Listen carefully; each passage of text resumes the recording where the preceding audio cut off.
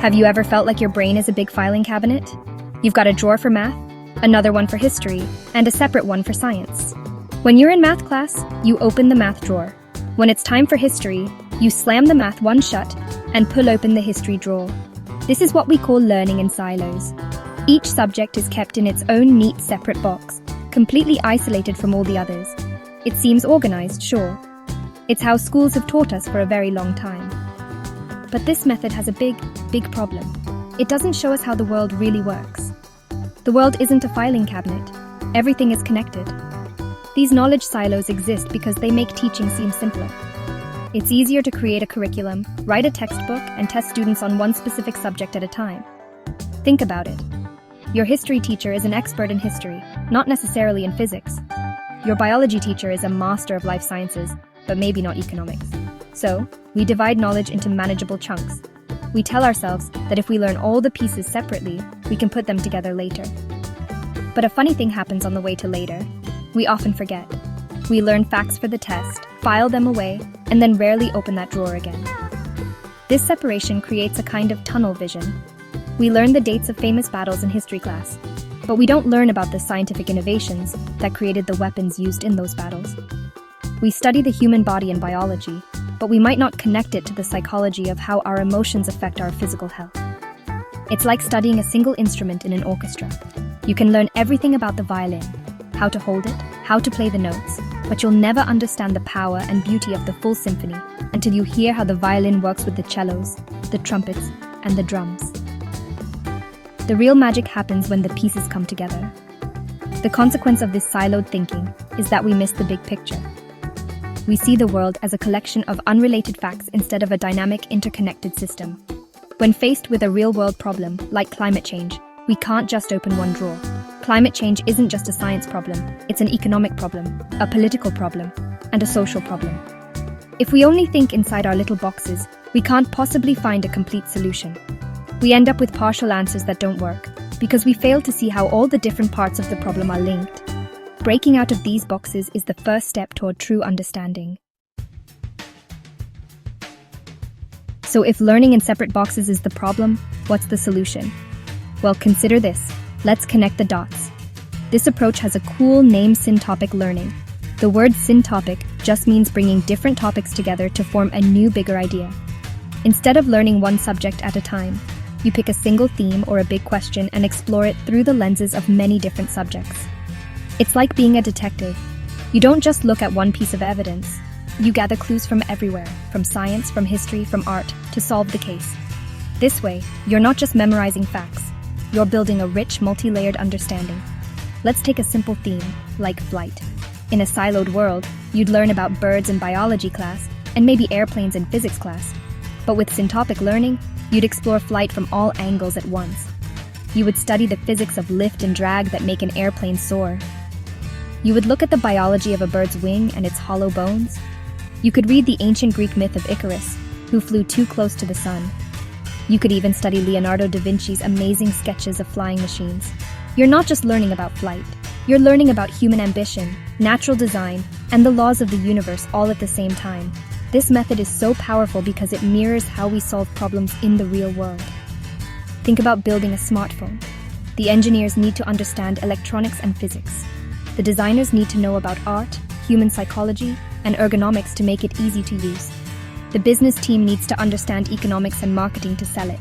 None of them can work in a silo. They have to combine their knowledge to create something new and useful. Syntopic learning trains your brain to think this way naturally. It teaches you to look for connections, to see patterns, and to bring different ideas together to build something greater than the sum of its parts. The result is a much deeper and more meaningful learning experience.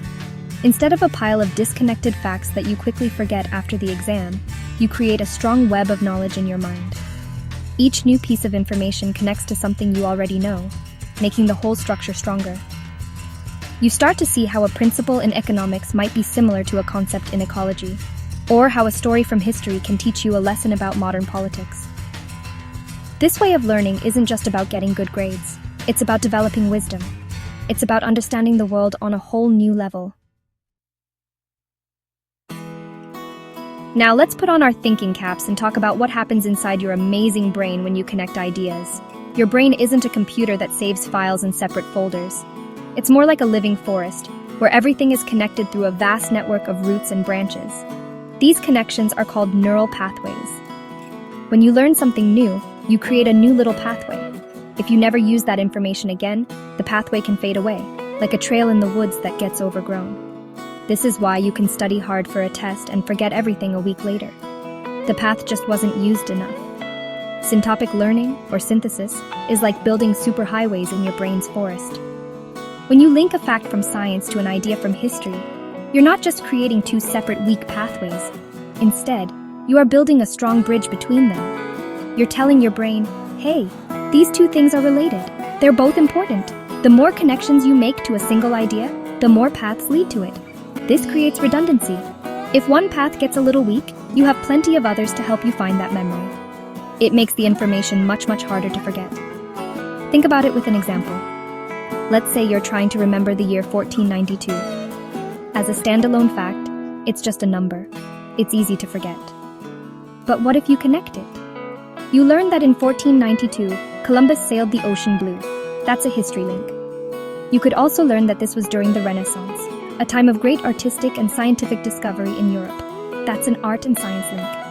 You could even look at the navigational tools he used, like the compass and the astrolabe. That's a technology link.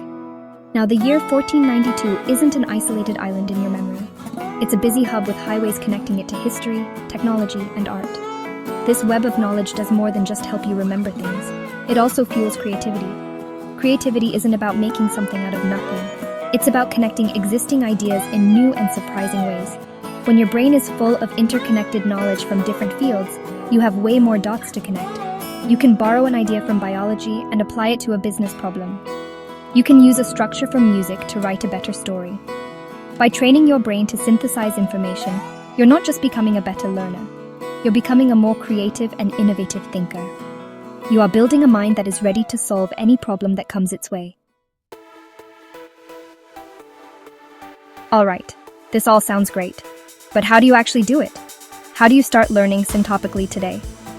It's easier than you think. You don't need any fancy equipment, just your own curiosity and a new way of thinking. Here is a simple 4-step method to get you started on your journey to becoming a master connector of ideas. The first step is to choose a broad theme or a big question that you find interesting. Don't pick a narrow subject like the French Revolution. Instead, pick a theme like revolution itself, or power or communication. This gives you a wide canvas to paint on. Step 2 is to pull information from different disciplines. Now that you have your theme, let's say it's communication, start exploring it from at least 3 different fields. For science, you could study how neurons communicate in the brain, or how animals communicate with each other. For technology, you could look at the history of the internet or the invention of the printing press. For art, you could analyze how a painter communicates emotion through color, or how a musician tells a story without words. The key is to actively look for different perspectives on your one central theme. Grab books, watch documentaries, and listen to podcasts from totally different genres. The third step is where the real magic happens. Map your connections. As you gather all this information, don't just keep it in separate piles. Start looking for overlaps, patterns, and contradictions. You can use simple tools for this. A notebook is fantastic.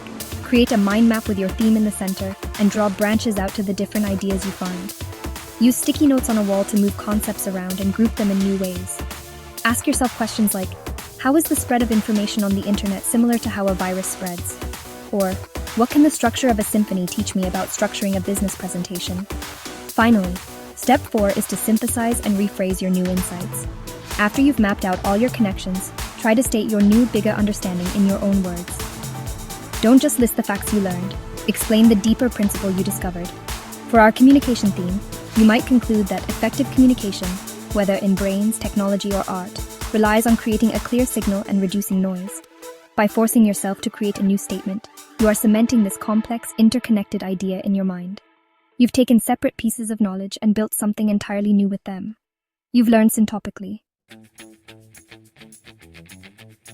So why is breaking free from knowledge silos so incredibly important, especially right now? We live in a world that is more complex and interconnected than ever before. The challenges we face, like finding clean energy, curing diseases, or building peaceful societies, are not simple one-subject problems. They are giant, tangled messes that involve science, technology, economics, politics, and human behavior all at once. If our next generation of thinkers, creators, and leaders are all stuck in their own little knowledge boxes, we will never be able to solve them. We need people who can see the whole system, not just one tiny part of it. Staying siloed comes at a huge cost. It leads to rigid thinking, where we can only see one way to solve a problem, the way our specific field taught us. It prevents us from collaborating effectively with people from different backgrounds, because we can't even speak the same language. And as we've discussed, it makes us forget what we learned because the knowledge isn't anchored to anything meaningful.